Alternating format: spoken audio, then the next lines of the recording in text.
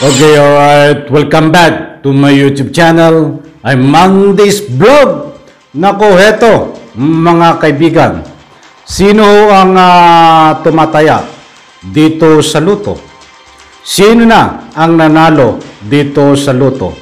Pag-uusapan po natin, mga kaibigan, dahil nabisto, nabunyag ang sindikato, ang pandaraya ho, diyan ho, sa tinatawag na pagtaya sa luto.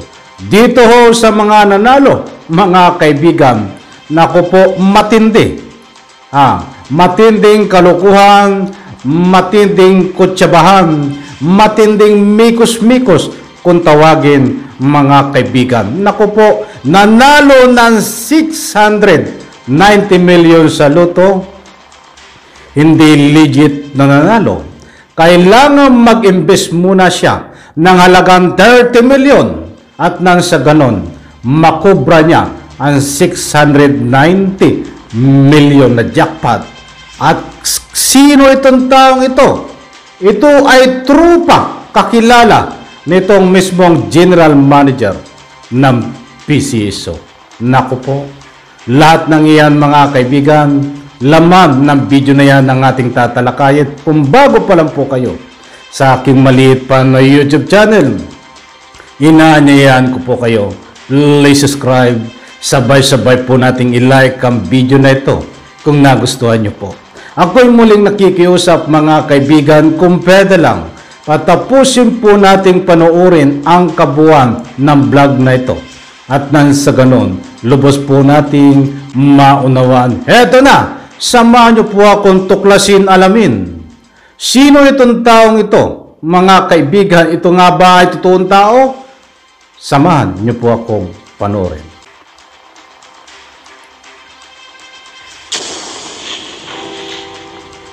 Like I said, Mr. Robles, kasi nga po, may clamor na malaman yung katotohanan.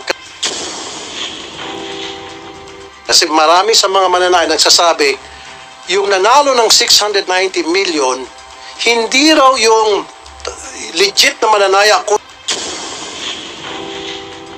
kundi galing doon sa tropa niya. I'm sorry, I'm gonna repeat this again. Yung pong kumakalat na balita, galing doon sa tropa niyo, nag-invest ng 30 million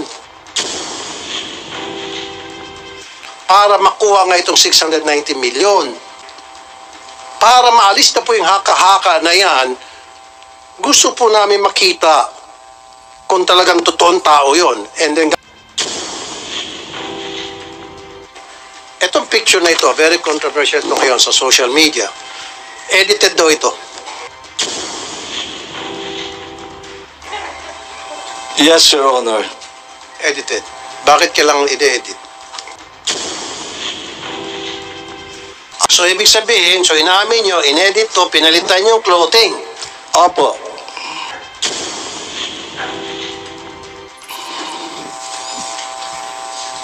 Bakit kinakailangan palitan ang clothing? Yun nga, Senator Coco, nakakapagtaka nga. Marami nagtataka, siyempre, especially yung mga mananaya na ang bilis na manalo ngayon sa PCSO, especially na the fact na hindi naman pwedeng sabihin kung sino yung mga nanalo, pwede naman nila itago. Plus, pagdating po dun sa online, sila naman may control ng computer system na yan. So, madali na nilang i-hocus-pocus. Yun po yung sinasabing hinaing ng marami mga mananaya. So, I think the PCSO is at liberty to reveal to us na yung in-increase na po yung mga jackpots in all those games, available na yung online betting. Yes, Your Honor. Yeah, meaning to say, when si 642, ang minimum niyan, and what's the usual minimum ni 642? Or maximum jackpot pala? 5.9. Minimum ba? 5.9. Mr. Chair. Bakit talanganin? Hindi, yung published... Singit lang. Yes. Okay.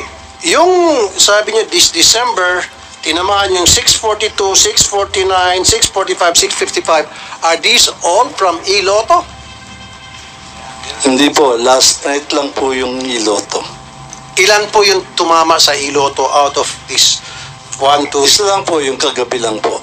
kagabi lang? Okay.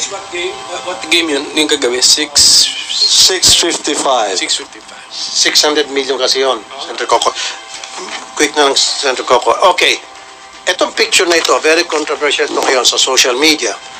Edited daw ito. Yes, Your Honor. Edited. Bakit kailangan i-edit? We have to protect the identity of the winner. Meron po nagreklamo sa amin one time, we covered the face, yung damit naman po ay nakilala. So, nagreklamo siya, sana naman daw po, wag ipakita naman po yung damit. So, yan po ang reason niya, and I agree, it's a very poor editing, pero the objective is to conceal the clothing na ma-identify sa kanya. So, ibig sabihin, so inamin nyo, inedit to, pinalitan nyo yung clothing. Opo. Bakit kinakailangan palitan ang clothing? Again, part po yan ng pag-conceal kasi na-identify po yung damit. For example, kung at that day, yung mga kapitbahay po, uy, yun yung suot niya, ganyan. Or kung nakapag-selfie siya, meron yung pong nagreklamo sa amin, favorite clothes daw kasi, kaya nalaman siya. So, Your Honor, it's, if there is something to apologize, it's the poor editing. But I think it has served its purpose of concealing the identity, Your Honor. So, at least sinamin nyo, ayan, marami kasi mga nagtatanong, nagsabi, purang pagka-edit. We're sorry, inamin nyo, we're not very good at editing the clothes. Pero yung tao hindi edited. Hindi po, totoo po Tunay yan. na tao to. Tunay na tao po yan. Okay. So, kaya sabi ko mamaya sa executive session, gusto ko malaman niya, identity na itong taon to, pati yung nanalo sa 690 million. Actually, Make sure na lahat talaga po tao. on record yan, kung isusumpinan niyo po, we can provide the names. No, sa executive session, pwede naman siguro yan. Am I right, Senator Coco? Can we do that? On executive session?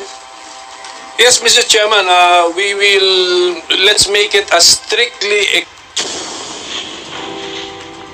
executive session. Yes. Na, given on the part of the Senate, limitado yung mag-a-attend at saka identified natin. And then, of course, kami, liability na namin yung kami pa ang source ng leakage. So. Like I said, Mr. Robles, kasi nga po, may clamor na malaman yung katotohanan. Kasi marami sa mga mananay nagsasabi, yung nanalo ng 690 million, hindi raw yung legit na mananaya, kundi galing doon sa tropa niya. I'm sorry, I'm gonna repeat this again. Yung pong kumakalat na balita, galing doon sa tropa niyo, nag-invest ng 30 million para makuha nga itong 690 million.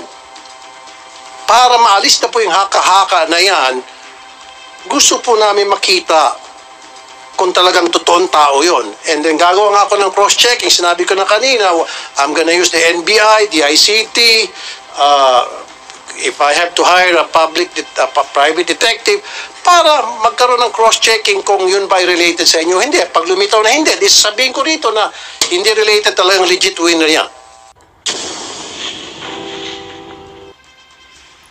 Okay, alright. Shoutout. Maraming salamat Philippine Senate sa paggamit ho itong inyong video clips. Okay.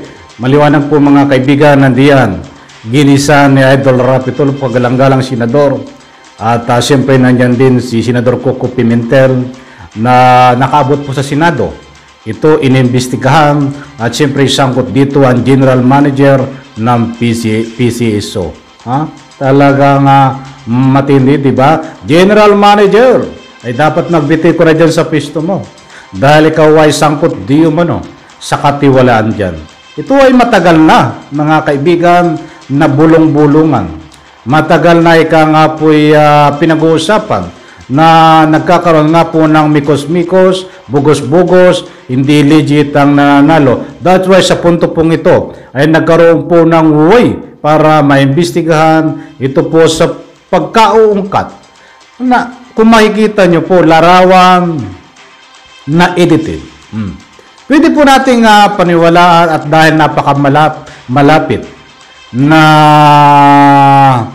rason. Ay pwedeng paniwala. Ay sino namang maniniwala sa inyo?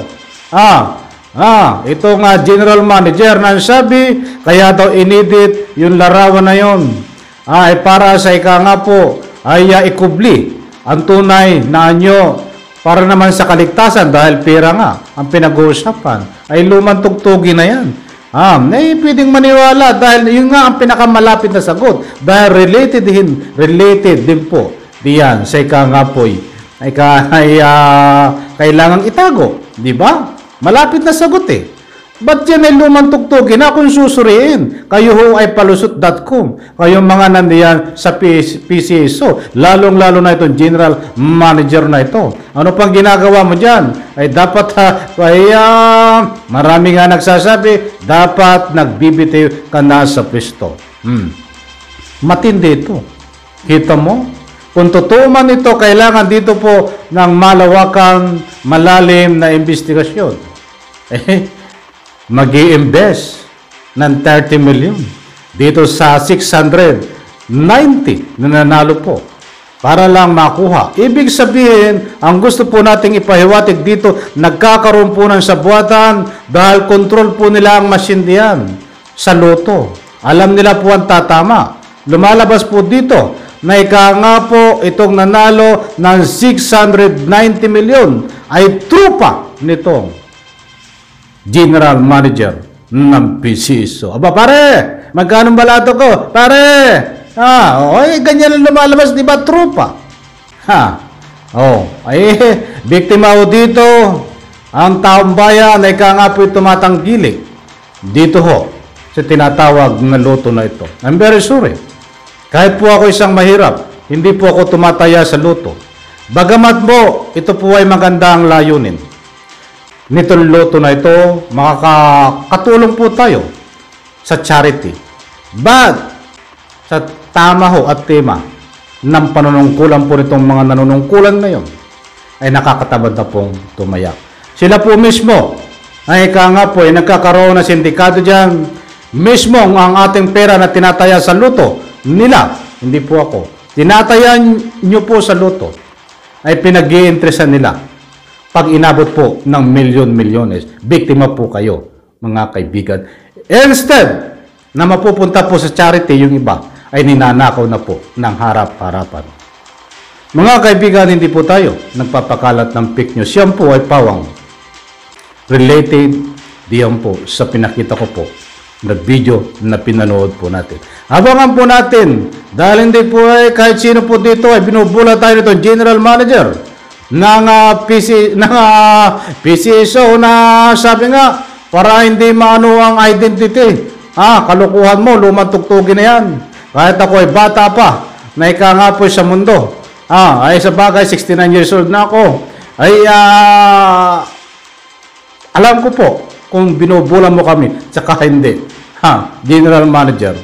But anyway, abangan po natin to kung ano ang kahinatnan sa investigasyon dahil nagkakaroon po ng malalim na pag-imbestiga dito. Maliwanag po na nagkakaroon po ng dayan sangkot itong mga nandiyan po sa PCSO. Maraming salamat. Pagpalain po tayo lahat. Sabay po nating i-like ang video na ito. Bye-bye, palakpakan.